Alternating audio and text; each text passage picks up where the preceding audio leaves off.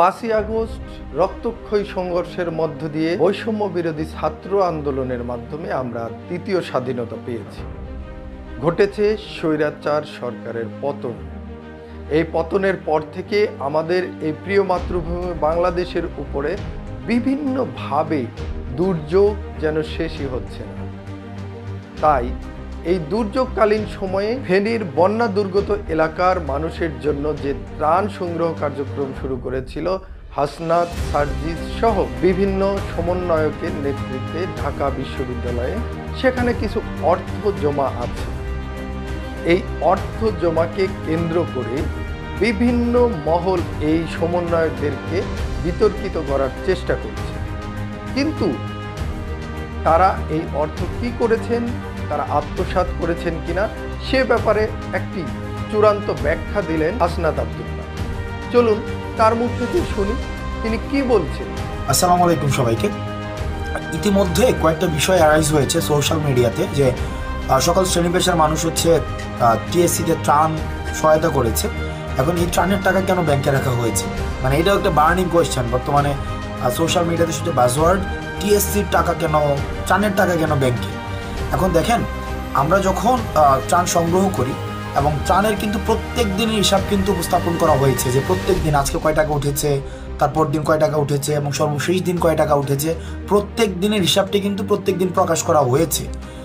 দ্বিতীয়ত যে বিষয়টি সেটি হচ্ছে যে আমরা মানে দুর্যোগের তিনটা স্তর থাকে।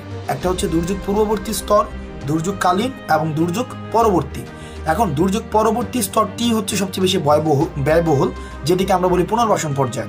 এখন এই পুনর্বাসন পর্যায়টি যেহেতু সবচেয়ে ব্যয়বহুল, সুতরাং আমরা সিদ্ধান্ত নিয়েছি এবং আমরা দেখেছি আর অন্যান্য যেই যারা সহায়তা করছে, বিশেষ করে আসুন্না ফাউন্ডেশনকেও আমরা দেখেছি যে তাদের ত্রাণের অধিকাংশ একটি অর্থ তারা রেখে দিয়েছে পুনর্বাসনের জন্য। এখন আমাদের কাছে বর্তমানে 9 কোটি টাকার বেশি আমাদের কাছে রয়েছে। এখন আমরা এটি সিদ্ধান্ত নিয়েছি যে এই টাকাটি যে বন্যা কবলিত যে এলাকা সেখানে যে পুনর্বাসন স্তরে আমরা ব্যয় করব। এখন আমরা যদি ইন্ডিভিজুয়ালি সেই টাকাটি আমরা রাখি নিজেদের কাছে, কার কাছে রাখবো? এটা লাইবিলিটি কে নিবে? ব্যক্তি পর্যায় থেকে লাইবিলিটি নেওয়া খুবই ডিফিকাল্ট। সেই জন্য আমরা সমন্বিতভাবে ঢাকা বিশ্ববিদ্যালয়ের একজন শিক্ষক এবং 2 জন শিক্ষার্থীর সমন্বিত ব্যাংক অ্যাকাউন্টের মাধ্যমে সেই টাকাটিকে আমরা ব্যাংকে গচ্ছিত রেখেছি, যাতে করে আমরা অডিট করার মধ্য দিয়ে টাকাটি আমরা যারা দুর্যোগ ব্যবস্থাপনা মন্ত্রণালয় বা যারা সংশ্লিষ্ট কর্তৃপক্ষ তাদের কাছে পৌঁছে দিতে পারি এবং সেটার জন্য প্রপার ডিস্ট্রিবিউশন হয়। যেহেতু আমাদের ওই পরিমাণ লজিস্টিক সাপোর্ট যে আমরা ইন্ডিভিজুয়ালি অ্যাপ্রোচ করতে পারবো সেটি যেহেতু আমাদের পক্ষে সম্ভব নয়, সেজন্য আমরা আপাতত ব্যাংকে রেখেছি। এখন এই জায়গায় 2টা ভ্যালিড কোয়েশ্চেন আছে যে এটা আগে কেন জানানো হয় নাই যে আমরা টাকাটা ব্যাংকে রাখবো, আগে কেন জানানো হয় নাই সেটা পুনর্বাসনের জন্য আমরা রাখবো। এখন যেহেতু এই বন্যাটা তো আগে বলে আসে নাই আমাদের কাছে বন্যা আগে বলে আসে নাই, ত্রাণের বিষয়গুলো প্রত্যেকটা সিদ্ধান্ত এই যেগুলো প্রিমেডিটেটেড, বিষয়টা কিন্তু এমন না। প্রিমেডিটেটেড ডিসিশন যেটা হয় সেটা যে পূর্ব প্রস্তুতি থাকে। এখন আমরা দুর্যোগকালীন, আমরা ত্রাণ সংগ্রহকালীন সময় আমরা অ্যাসেস করেছি যে এবং যারা বিশেষজ্ঞ তাদের সাথে কথা বলেছি যে পুনর্বাসন পর্যায়টাই ব্যয়বহুল, সুতরাং ওই সময়ের জন্য তোমরা টাকাটা রাখো এবং টাকাটা সবচেয়ে সেফ অ্যান্ড সিকিউর।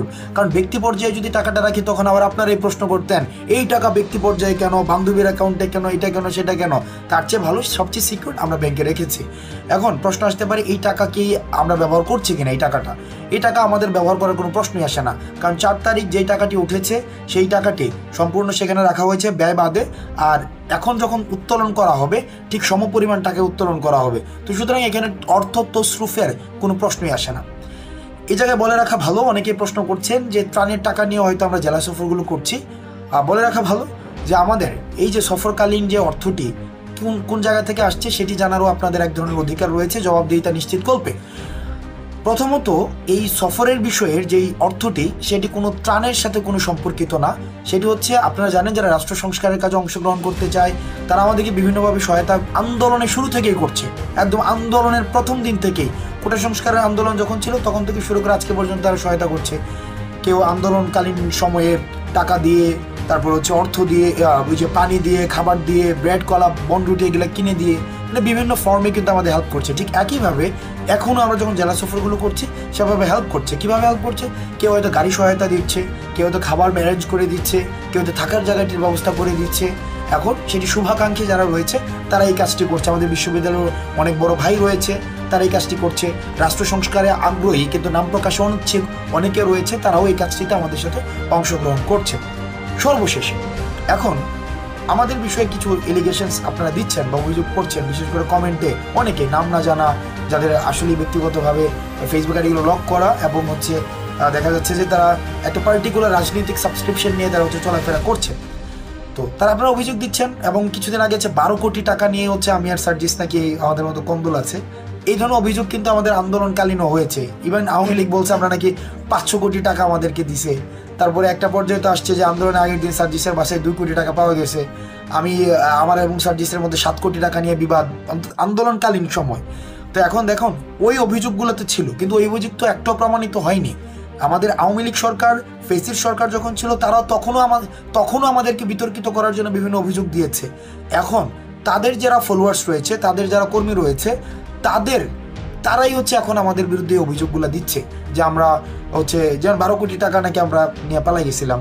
তো আবার এটার ডিবাঙ্ক করা হয়েছে। এই তথ্যটি সম্পূর্ণ অসত্য, সম্পূর্ণ ভুয়া।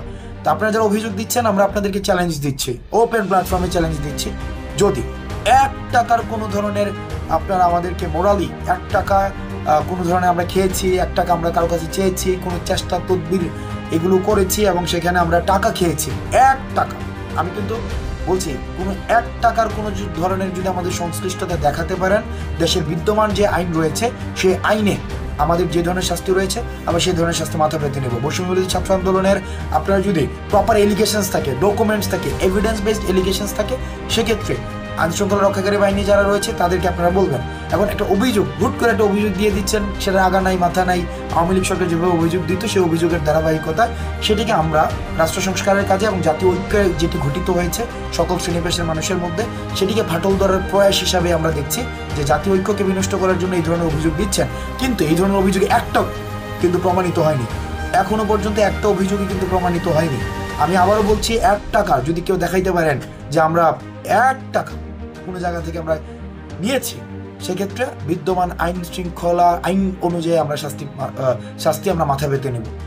সমন্বয়ক হাসনাত আব্দুল্লাহ তার বক্তব্যের মাধ্যমে বোঝানোর চেষ্টা করলেন যে তারা আমানতদারিতা রক্ষা করছে এবং বন্যা পরবর্তী সময়ে পুনর্বাসনের কাজের জন্য এই টাকাগুলো আমানত রেখেছে এবং যৌথ অ্যাকাউন্টের মাধ্যমে এটি সংরক্ষণ করা হচ্ছে।